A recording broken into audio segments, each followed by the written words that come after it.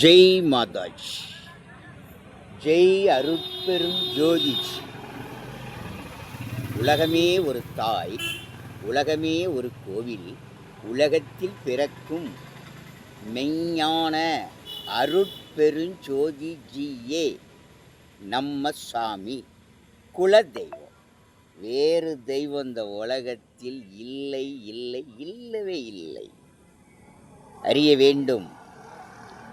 நாம் இந்த உலகத்தில் பிறக்கும் ஒளியால் வாழ்கிறோமா, அல்லது இந்த பூமியிலே ஆங்கே பல பெயர்களில் இருக்கும் சிலையால் நாம் வாழ்கிறோமா என்று மனித அறிவு சிந்திக்க வேண்டும். இறைவன் விண்ணிலே மெஞ்ஞான ஜோதியாகவும் மனிதனின் உள்ளத்திலே மனசாட்சியாக அரசாட்சி புரிகிறார். காட், கடவுள். உனக்குள் இருக்கும் மனசாட்சியே கடவுள். அதற்கு அடங்கி ஒடுங்கி கட்டுப்பட்டு வாழ்ந்தால் நீ ஒரு மனிதன், நீ ஒரு புனிதன், நிச்சயமாக நல்லவன். அந்த மனதுக்கு கட்டுப்படவில்லை என்றால் நீ மனிதன் அல்ல. ஏனென்றால் மனம் ஒன்று, குணம் இரண்டு. அப்படியும் வாழலாம், நீ இப்படியும் வாழலாம், நீ எப்படியும் வாழலாம். அந்த வாழ்வதற்குள் ஒரு மனக்கட்டுப்பாடு இருக்கு. அப்போ உங்கள் தோழன் அருட்ஜோதி மைந்தர் ஆதி நாராயணன் வீதிக்கு வருவேன் என்று நான் நினைக்கவில்லை. வந்து விட்டேன். நினைத்தேனா? நினைத்தேனா? வீதிக்கு வருவோம். இந்த வீதியில் இருந்து மக்களுக்கு சில கருத்துக்களை நாம் எடுத்து உரைப்போம், தெரியப்படுத்துவோம் என்று நினைத்தோமா? நானே ஒரு ஊமை. நான் பாட்டுக்கு போய்கிட்டு இருப்பேன், வந்துக்கிட்டு இருப்பேன்.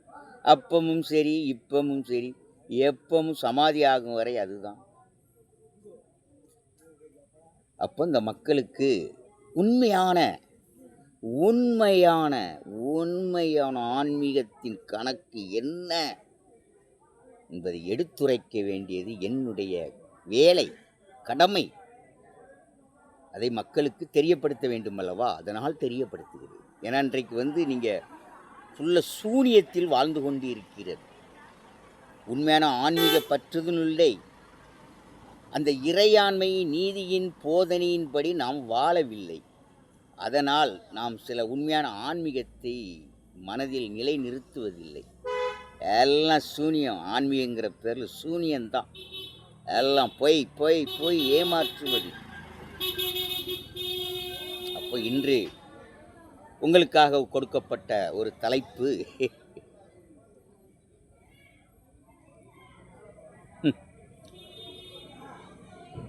உன் மனம்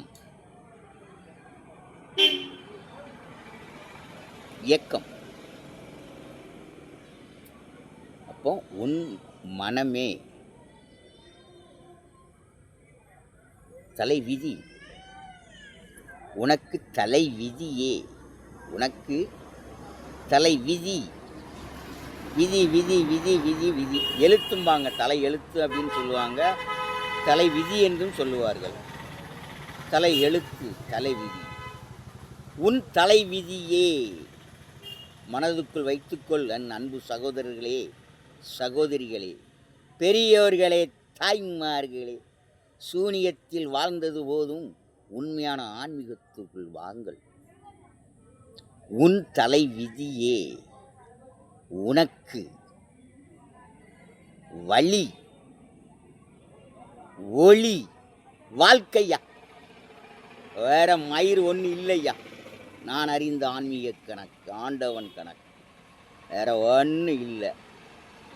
உன் தலை விதியே உனக்கு, உனக்கு அவரவர்கள் தனி, உனக்கு வழி, ஒளி, வாழ்க்கை. மனதில் விதைங்க, உள்ளத்தில் எழுதி வச்சுக்கிட்டு வேற ஒன்றும் இல்லை. வாழ்க்கை என்பது சில காலம்தான். நிரந்தரமாக வாழப் போகிறோம். நிரந்தரமாக நீ வாழுதா இருந்தால் ஜோசியம் பாரு, குறிகேளு, என் ஆயிலப்பாரு, அதைப்பாரு, இதைப்பாரு, எல்லாத்தையும் பாரு. நிரந்தரமாக வாழப் போகிறோன்னா தான். இல்லை, நம்ம நிரந்தரம் இல்லாத ஒரு மனிதன் இந்த உலகத்தில் வாழப் போகிறது கொஞ்ச காலம். எதை பார்த்து என்ன ஆக போகிறது? நடப்பது நடக்கட்டும், எல்லாம் இறைவன் செயல். கழிச்சிரு. கொஞ்ச காலம் வாழப் போகிற. மனதை திடப்படுத்து. ஏன்னா உன் தலைவிதி எழுதப்பட்டது. அதை மாற்ற யாராலும் முடியாது, யமனாலும் முடியாது, இறைவனாலும் முடியாது. எழுதியாச்சு. இறைவனின் கணக்கு ஆட்டோமேட்டிக்காக நடக்கும். அப்போ உன் தலை விதி எங்கே எழுதப்படுகிறது? கடவுளுடைய கணக்கு எங்கே ஆரம்பம்? அப்போ உன் முன்னோர்கள் செய்த நன்மை தீமை தர்மம் கர்மத்தின் படி கருவிலே விதைக்கப்பட்ட ஒரு விதை. அத்தனை விதையில தானையா உருவாகுது இந்த பூமியில். அதுபோல் இந்த ஆண் கொடுக்கக்கூடிய அது ஒரு விதை. அங்கே ஒரு நிலம், தாய் நிலம், அங்கே பயிராகி ஒரு உயிராக பிறக்குது, மனித பிறப்பு. இறைவனால் படைக்கப்பட்ட இந்த அற்புதமான உலகத்திலே மனிதன் என்கிற ஒரு உயிர் நம்ம மனித உயிர். இந்த மனித உயிர் தர்மம் செய்பவனாகவும் இருக்கிறான், பாவம் செய்கிறவனாகவும் இருக்கிறான், கர்மத்தை செய்கிறவனாகவும் இருக்கிறான். இப்படி செய்வதினால் இறைவன் கணக்கு முன்னோரிலிருந்து எடுக்கப்படுகிறது. முன்னோர் செய்த கர்மம் கர்மத்தின்படி நீ கருவிலே விதைக்கப்பட்ட ஒரு விதையப்பா. விதைச்சாச்சு. அந்த விதையிலே அறிவு என்று உனக்கு இருக்குதே, அறிவு மனம் உணர்வுங்கிற ஒரு இயக்கம் விதைச்சாச்சு. நீ பிறந்து வளர வளர வளர வளரத்தான் 3 வயதிலிருந்து உன் அறிவு வெளிப்படும். அந்த வளர்ச்சியை அறிந்து கொள்ளலாம். அப்போ இந்த பிறப்பிலே முன்னோர்கள் தர்மம் செய்திருந்தால், உங்கள் முன்னோர்கள் தர்மம் செய்திருந்தால் அறிவுள்ள ஞான குழந்தை பிறக்கும். இந்த உடம்பிலே ஊனம் இருக்காது, நிச்சயம். பின்ன என்னையா தர்மம் கர்மம்னா என்ன? சாமியினுடைய கடவுளுடைய கணக்கு என்ன? மனிதனுடைய செயல்கள் என்ன? அதை சொல்லுவதுதான் ஐயா ஆன்மீகம். தர்மமும் கர்மமும் அறியாமல் வாழ்ந்துக்கிட்டு இருந்தால் நீ ஒரு ஆன்மீகவாதியே இல்லை. அப்போ முன்னோர்கள் செய்த அந்த தர்மம் இருந்தால் அறிவுள்ள குழந்தை பிறக்கும். அவன் ஞானியாகவும் பிறப்பான், விஞ்ஞானியாகவும் பிறப்பான், பெரிய அதிகாரியாகவும் பிறப்பான், அந்த நாட்டையும் ஆளுவான். அறிவு ஆள்கிறது. எது? அறிவு. மைண்ட்ரு, மனம் இழுக்கிறது. நம்மளை இயக்குவது என்னது? அறிவு. அவரவர்களுக்கு கொடுக்கப்பட்ட அறிவு அவரவர்களை இயக்குகிறது. அதுபோல் இன்றும் என்னை இயக்குகிறது. அதனால் நான் பேசுகிறேன். இல்லை என்றால் நானும் ஒரு மௌனி, ஊமை. இல்லைன்னா வேற மாதிரி ஆயிருக்கும், மாறி இருக்கும். அப்போ இந்த தலைவிதி தர்மம் விதைத்திருந்தால் அறிவுள்ள பிறக்கும். கருமம் பாவம் சாபம் இருந்தால் அதற்கேற்ற ஊனம் பிறக்கும். உறுப்புக்கு ஒரு ஊனம் உண்டு. இந்த பிறக்குதா இல்லையா ஐயா? போலியோ கணக்கில் வைக்கும். அதுக்கேற்ற பாவத்தும் கர்மத்துக்கேற்ற ஊனம் பிறக்கும். உச்சியிலிருந்து உள்ளாங்கால் வரை உறுப்புக்கு ஒரு ஊனம். அதிலும் ஒரு ஊனம்தான் திருநங்கை, திருநம்பி. அது ஊனம் இல்லையா? பாவம். அப்பாவிகள். அவங்கெல்லாம் அப்பாவிகள். நம் சகோதரன், நம் சகோதரி, அவர்களை அன்போடு அரவணைக்க வேண்டும். இந்த தாயில் வயிற்றில் பிறந்த பிள்ளை தான் அதுவும் ஒன்று. எவ்வளோ கொடுமையாக பார்க்காங்க தெரியுமா அவங்களெல்லாம்? அவங்களுக்கு நல்ல உதவித்தொகை கொடுங்கய்யா. அவர்களை பிச்சை எடுக்க விடாதீர்கள். ஒரு ஊனம். முன்னோர்கள் செய்த பாவத்தால் பிறந்த ஒரு அப்பாவிகள் இந்த திருநங்கை. மங்கைக்கு நிகராக இருக்கும் திரு நங்கை. என்ன இதுபோல் இந்த உடலுக்கு ஒரு ஊனம் பிறப்பால் இந்த பிறந்தவர்கள் இந்த தமிழ்நாட்டில் நம்பர் 1 இடத்தில் இருக்கிறது என்று கர்மம் பாவம் சாபம் இந்த தமிழ்நாட்டை விட்டு ஒழிகிறதோ அப்போதான் சொர்க்கமாக இருக்கும் இந்த பூமி. அதுவரை கொலை கொள்ளை கடத்தல் கற்பழிப்பு லஞ்சம் ஊழல் முன்னோர்கள் செய்த பாவத்தால் அரங்கேற்றம் நடந்து கொண்டுதான் இருக்கும். நீங்கள் தடுத்தால் நடக்கத்தான் ஏன் செய்யும். ஏன்னா விதி பாவத்தின் விளை நிலமானவின் இந்த தமிழ்நாட்டை எப்படி நீங்கள் ஒடுக்குவீர்கள், தர்ம பூமியாக என்று மாற்றுவீர்கள். இந்த தமிழ்நாடு இந்த ஞானம் பிறக்கும் ஆன்மீக பூமி கர்ம பூமியாக மாற வேண்டுமா அல்லது தர்ம பூமியாக இந்த மக்கள் வாழ வேண்டுமா? பாவத்தின் நம்பர் 1 அதன் அரங்கேற்றம் தான் இன்று நடந்துகிட்டு இருக்கு. அதை தடுக்கணும் என்றால் தர்மத்தோடு மக்கள் வாழ வேண்டும். நாட்டிலே நடக்கிற கொலை கொள்ளை கடத்தல் கற்பழிப்பு லஞ்ச ஊழல் அத்தனையும் ஒழியணும். அத்தனையும் ஒழிந்தால்தான் தர்மம் பிறக்கும். இல்லை என்றால் ஒரு நாளும் பிறக்காது, பிறக்கவே பிறக்காதியா. பாவத்தை ஒழித்தால் தர்மம் பிறக்கும். அப்போ என்ன செய்ய வேண்டும்? தீமைகளை ஒழிக்க வேண்டும். பாவிகளை அழிச்சிரியா, ஒரு மரணக்கூண்டு தயார் பண்ணியா, விசாரணை பண்ணு, விசாரணை நடக்கணும். தீயவன் சரண்டர் அடையணியா, சரண்டர் ஆகணும். விசாரணை ஒரு பக்கம் நடந்தாலும் அவன் தன்னாக்கில் வந்து சரண்டர் ஆகணும். நம்ம காக்கும் தெய்வம் காவல்துறை தேடி அலையணுமா அவனை? சரண்டர் சரண்டர் ஆகலன்னா பிடிவாரண்டு குடியா, பிடிவாரண்டு தண்டனை நிறைவேற்றியே தீரணும், தப்பக்கூடாது. அவனும் 74,000 பேர் ஜாமீனில் போனவன் வரவே இல்லையா, வரல. அப்போ ஏன் ஜாமீன் கொடுக்க? முன் ஜாமீன் பின் ஜாமீன். தண்டனை நிறைவேற்ற வேண்டும் ஐயா. தவறு செய்துவிட்டால் உடனே தண்டனை. என்ன விசாரணை? அவன் தான் உண்மையை ஒத்துக்கு. எத்தனை பேர் சரண்டராங்கிறான் வந்து, அதே போதும், அந்த ஒன்று போதும், வேறு விசாரணை வேண்டாம், ஒன்று வேண்டாம். தன் வாயினால் அவன் ஒப்புக்கொள்ளுகிறானே சரண்டரு. இன்றைக்கி உண்மையை பேசுனா பிரச்சனைக்கு இடமே இல்லை. இன்றைக்கி பாருங்கள், கோவையிலே 10 வயது சிறுமி தாய் குழந்தை குழந்தை என்ன காரணமோ இறைவனுக்கு தெரியும். மனிதனுக்கு இன்னும் புரியாத புதிராக இன்னும் அதை கண்டே பிடிக்க முடியல. பல குளறுபடிகள் என்று சரியான உண்மை வெளிப்படும். அப்போ உண்மையை சொன்னால் வெளியாயிரும். இதே பெரிய பாவம். பொய்யை சொன்னாலே பெரிய பாவம். அப்போ பாவம், விதி விதி விதி. இதனால் வேதனையும் அடைவது யார்? இருக்கையா ரொம்ப ஆழமானதாக கொஞ்சம் பொறுமையாக இருந்து சிந்திச்சா அதெல்லாம் உங்களுக்கு புரியும், இல்லைன்னா புரியாது. அப்போ உன் தலை விதி எழுதப்படுகிறது. தர்மம் இருந்தால் ஞானப்பிள்ளை, பாவம் செய்தால் ஊனம். இருக்கா?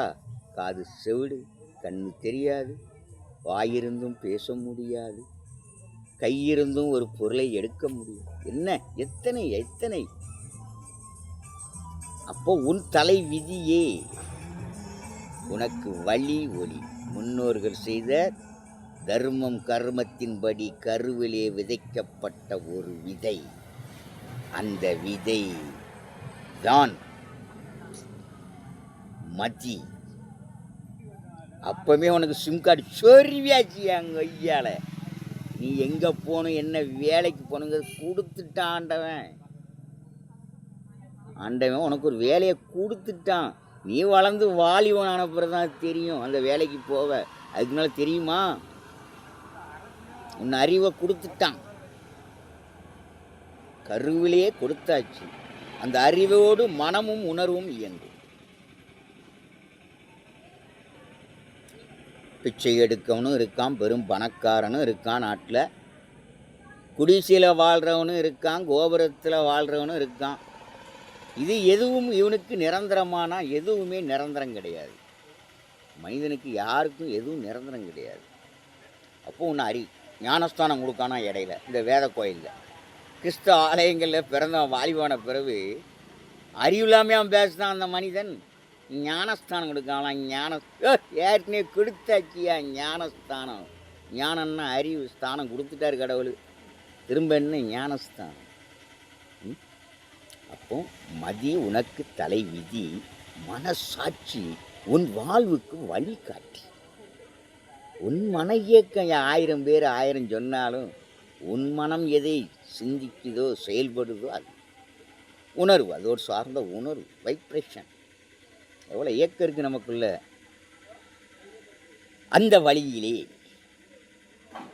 கொடுக்கப்பட்டாச்சு. அப்போ உன் மனம் ஒன்று குணம் 2ஆக இருப்பதினால் இதிலே மனம் மாறாமல் உண்மையான இறை பற்றுகளோடு இறையாண்மையின் போதனை நீதியின்படி மனித தர்மத்தோடு மனசாட்சியோடு நீ வாழ்ந்தால் உன்னால் யாருக்கும் எந்த கேடு இருக்காது, எந்த தீமையும் இருக்காது. முடிந்தால் அன்பு செலுத்துவாய், அறம் இல்லைன்னா போயிட்டே இருப்ப. தீமை இருக்காது இந்த மக்களுக்கு. அப்போ இந்த நடக்கிற தீமையெல்லாம் யாரால? இந்த மனுஷனால தான் நடந்துக்கிட்டு இருக்கு. அவன் செய்த முன்னோர்கள் செய்த அந்த பாவச் செயலின் அரங்கேற்றம். அப்போ கருவிலேயே விதைக்கப்பட்ட இந்த விதை உனக்கு நல்ல அறிவை கொடுத்திருக்கிறார். ஆன்மீகம் போதிப்பதே நீ நல்லவனாக வாழத்தான், நீ அழிந்து போவதற்கு அல்ல, பாவத்தால் வீதிக்கு வர்றதுக்கும் அல்ல. கடைசி வரை சந்தோஷமாக வாழ்ந்து மடிவது தான் வாழ்க்கை. இது மனிதனுங்கிற அந்த பிறந்த ஒரு இனத்துக்கு மட்டும் கிடைத்த ஒரு பெரிய கிஃப்ட், பரிசு. இவன் அனுபவிக்க என்னெல்லாம் இருக்குது? கொஞ்சமாக இருக்குது. அப்போ இந்த தலை விதி தான் உன்னை இழுத்து கொண்டு போகிறது. இன்னொரு செய்த தர்மம் உண்டு, பாவம் உண்டு. பாவத்தில் உள்ளவன் வீழ்ந்துக்கிட்டு இருக்கான். முன்னோர்கள் செய்த பாவத்தால் வீழ்ந்து கொண்டு இருக்கிறான் இன்னைக்கு நிறைய பேர். அதை மாற்ற முடியுமா? போன பிறகு என்ன சொல்லுவான்? அவன் தலை விதி, அவன் போயிட்டான். அவன் தலையெழுத்தியா? அவ்வளோதான் ஐயா, தலை விதியா? தலை விதி விதி பேச்சு மட்டும் சொல்லுவான் தலை விதி. அப்போ இந்த தலை விதினா என்ன? எதற்குள்ளெல்லாம் அடக்கமாக இருக்கிறது? இந்த மனிதனுக்குள் எப்படி செயல்படுகிறது இந்த விதி? அதை பற்றி சிந்திச்சானா? சிந்திக்கலை. கோயிலுக்குள்ள அலைஞ்சிட்டு இருக்கான். அதுதான் உனக்கு வழி. ஒளி, வாழ்க்கை ஒளி. தர்மத்தில் நீ பிறந்திருந்தால் நீ போகும் இடமெல்லாம் உனக்கு ஒளியாக இருக்கும். எங்கே போனாலும் ஒளிதான் ஐயா, சந்தோஷந்தான். வெறுப்புக்கு வேதனைக்கு அங்கே இடம் இல்லை. ஆனால் பாவம் தொடர்ந்தால் அங்கே போனால் இடி, இங்கே போனால் உத, அங்கே போனால் அடி, இப்படி பல இடி. அங்காட்டி ஒரே இடியா தலைவலும் செத்து போயிட்டா கூட போச்சு. ஆனால் அந்த வாழ்க்கையிலே அவன் விதி பல விதத்தில் இருக்கும். அவன் வீட்டில் சாவாவிட்டாலும் அவன் விதி எவ்வளவோ வெறுப்பு வேதனை செத்துரட்டுன்னு வெளியில் வருவான் வீட்டை விட்டு. மன வெறுப்பு வேதனையில் செத்துறன்னு வீட்டை விட்டு வெளியில் வந்துடுவான். வெளியில் வந்த பின் யோசிப்பான். விதி இருந்தால் செத்துருவான். விதி முடிஞ்சதுன்னா முடிஞ்சது மேட்ரு. எந்த ரூபத்தில் அது போயிடுவான். அப்போ விதி முடியவில்லைன்னு இருக்குது. அதன் பின் வீதியை நாடுகிறான். எங்கே கோயில்கள் இருக்குது, எங்கே சாமி இருக்குது, பெரிய பெரிய ஆலயங்கள் எங்கே, அந்த ஆலயத்தை நாடுகிறான். அப்போ இந்த வீதியில் வாழ்ந்தினாலும் என் விதி முடியும் வரை நான் வாழ்ந்துட்டு தான் சாகன்னு இருக்கும்போது அப்படி சாவரம் எத்தனை பேர் வீதிக்கு வந்த பிறகு? அப்போ விதி இருக்கு. ஒளி, அதுதான் உனக்கு ஒளி. இருள், வெறுப்பும் வேதனையும் பாவம் வாழ விடாதியா, வாழ விடாது.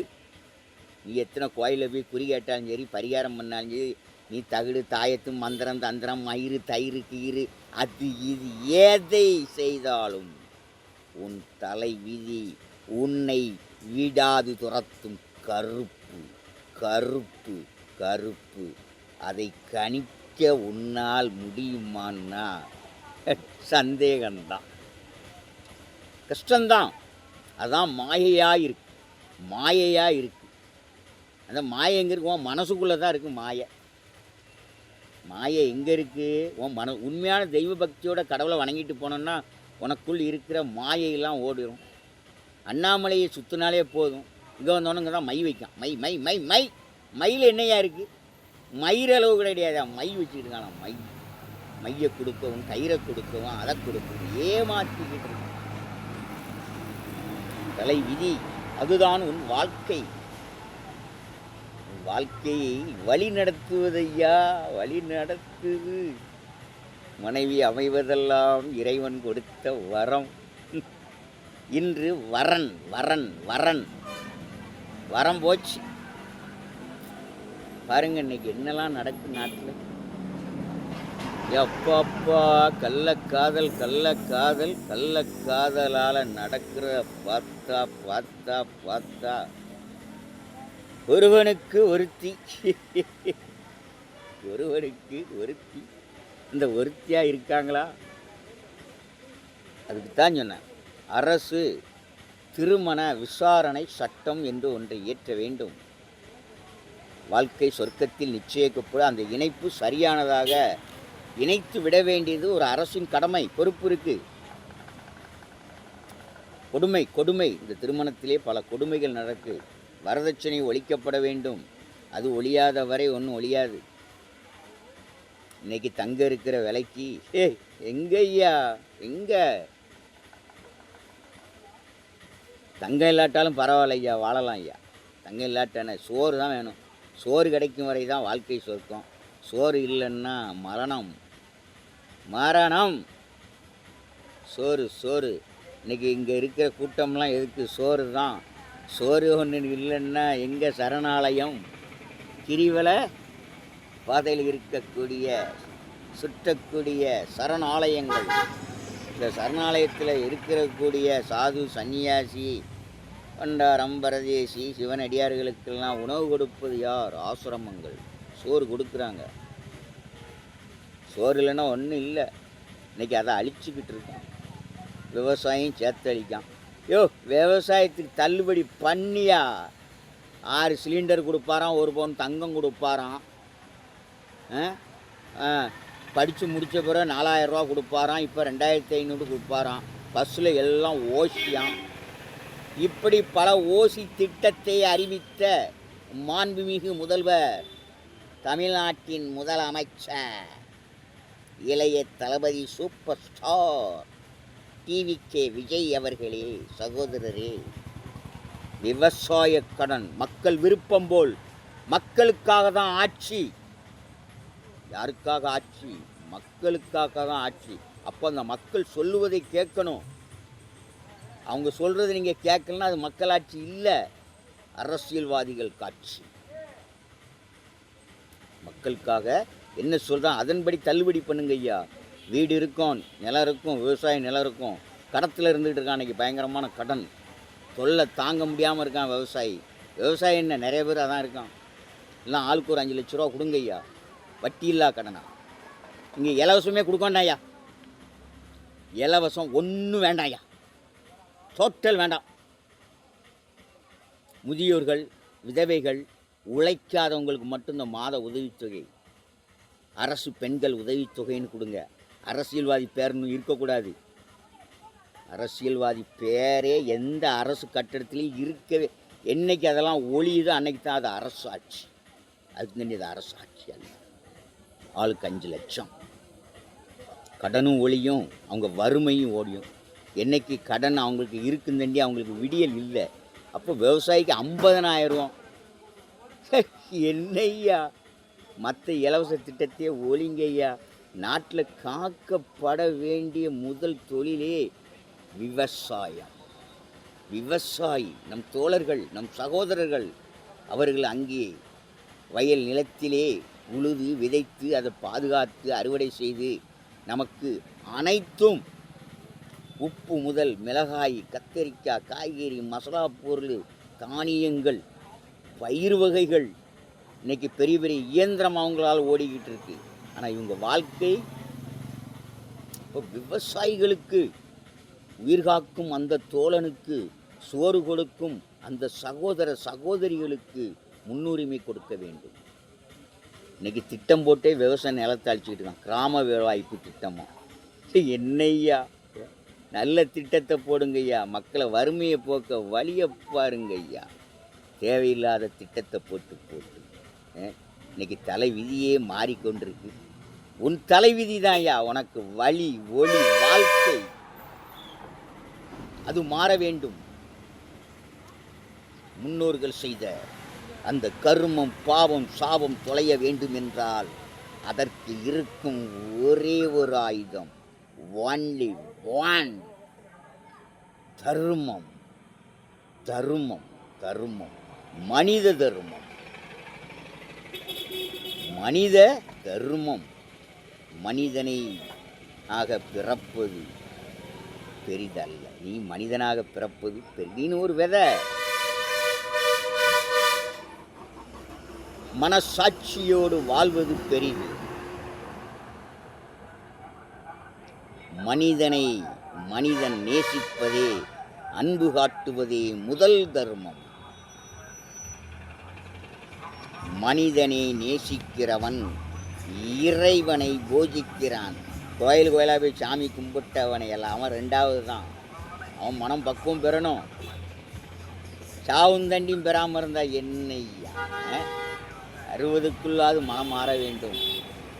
அப்போது உன் தலைவிதி உனக்குள்ளே இருக்கு, அதை மாற்ற எவனாலும் முடியாது.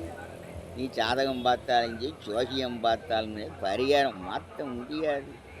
சும்மா சொல்லுவான் குறுகிய கடத்தில் 50 பேர் போனோம்னா அதில் எத்தனை பேருக்கு நடக்கும்? எத்தனை பேருக்கு ஏன் நடக்கும்? ஒரு 4 பேருக்கு நடக்குமா? அவனுக்கு ஏற்கனவே நல்லது பிறக்கணும்னு இருக்கும். அதனால் அவனுக்கு பிறந்துட்டு யோகம் வந்துட்டுனா நல்ல நேரம் வந்துட்டு பணக்காரன் ஆகிட்டோம்னா சரி, அந்த பிள்ளை பிறந்த நேரம் இப்படி இருந்தால் அதெல்லாம் இந்த கணக்கு தப்பு கணக்கு போடாத. அதுமாரி ஒரு தாய் வயிற்றில் பெண் குழந்தை பிறந்தால் வெறுப்படையாதே. வெறுப்படைஞ்சா நீ ஒரு ஆம்பளே இல்லை, நீ மனித பிறவி அல்ல. நீ போட்ட விதையில தானே அங்கே பயிராகுது. நீ போட்ட விதை. அப்போ இன்பத்தை மட்டும் அனுபவிக்கலாம். அங்கே ஒரு பெண் குழந்தை பிறந்தால் உங்களுக்கு வெறுப்பாகுதுயா.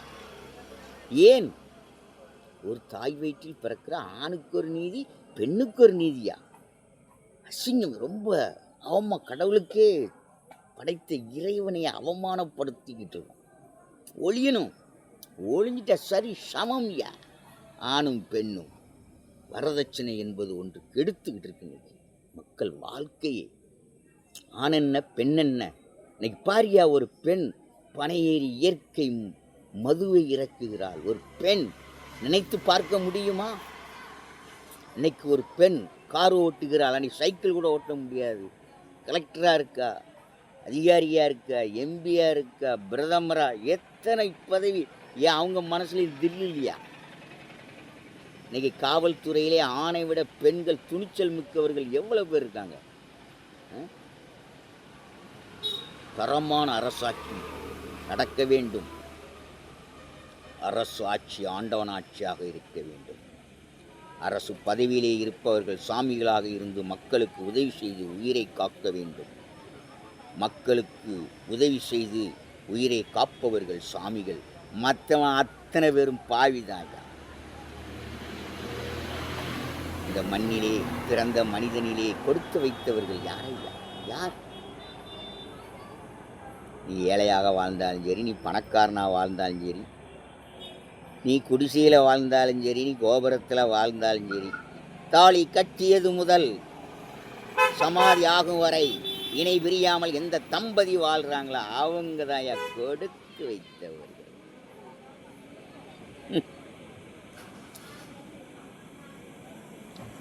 பெற்றோர்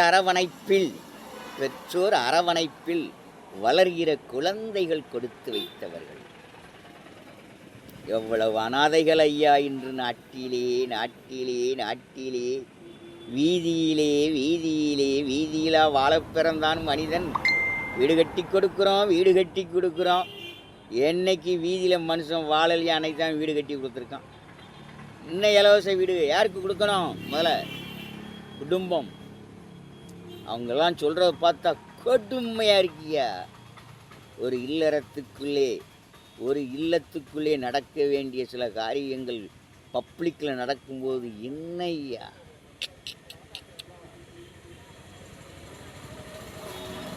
அடுத்தால தன் பிள்ளைகள் அரவணைப்பில் இருக்கிற பெற்றோர்கள் கொடுத்து வைத்தவர்கள் ஐயா. பெற்றோர்கள் கொடுத்து வைத்தவர்கள். வீதிக்கு வந்தவங்களாம் கொடுத்ததுக்குன்னு சொல்ல முடியாது. அதுக்காண்டி பிள்ளைகளை குறை சொல்ல முடியாது. ஐயா அப்பன் வீதிக்கு போயிட்டான், அவன் அப்பன் மகன் ஜோறு கொடுக்கல வைக்கலை, அதெல்லாம் தவறான கணக்கு, பொய்க்கணக்கு. அவன் வீதிக்கு வரணும்னு இருக்கு தலை வீதி, வந்துட்டான். பிள்ளையான் குறை சொல்கிற, அவனாவது நல்லா இருக்கட்டும், இங்கே வந்தப்புறம் அந்த பாவத்தை கழிக்கட்டும். உங்கள் தோழன் இறைவன் என்று உங்களோடு உங்கள் மனதோடு. God bless you. வாழ்க வளமுடன். என்னாலும் பொன்னாளாக இருக்கும். மனசாட்சியோடு ஒழுங்கள். இறைவன் அரசாட்சி புரிவார், இல்லைன்னா யமன் அரசாட்சி புரிவார்.